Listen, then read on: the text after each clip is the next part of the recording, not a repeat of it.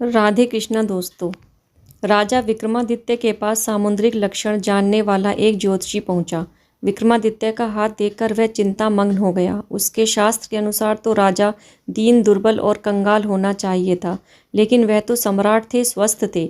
लक्षणों में ऐसी विपरीत स्थिति संभवतः उसने पहली बार देखी थी। ज्योतिषी की दशा देखकर विक्रमादित्य उनकी मनोदशा समझ गए और बोले कि बाहरी लक्षणों से यदि आपको संतुष्टि ना मिली हो तो छाती चीरकर दिखाता हूँ, भीतर के लक्षण भी देख लीजिए।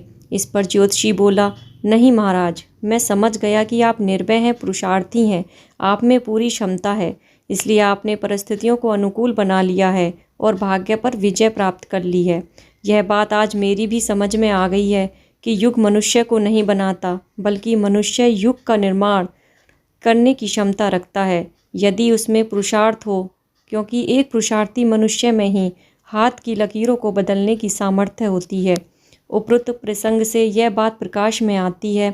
हम स्वयं परिस्थितियों को अनुकूल या प्रतिकूल बनाते हैं, अपने विचारों से, अपनी सोच से। जो व्यक्ति यह सोचता है कि वह निर्धन है, तो उसके विचार भी निर्धन होते हैं। विचारों की निर्धनता के कारण ही वह आर्थिक रूप से विपन्न होता है। यह विपन्नता उसे इस कदर लाचार कर देती है कि उसे धरती पर बिखरी संपन्नता नज़र ही नहीं आती।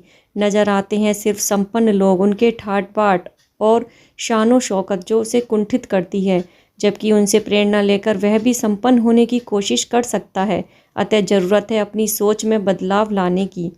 मन की स्थिति अजय है, अपराजय है। उसकी दृढ़ इच्छा शक्ति मनुष्य को विवश कर देती है कि वह किसी की परवाह किए बिना अपने काम को जी जान से पूरा करे, अपनी सामर्थ्य से उस काम को पूरा करे।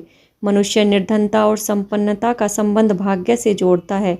वह सोचता है कि जो सौभाग्यशाली हैं, लक्ष्मी उस पर प्रसन्न रहती है, और बदकिस्मती का मारा कोशिश करने के बावजूद भी निर्धन ही बना रहता है। धन्यवाद।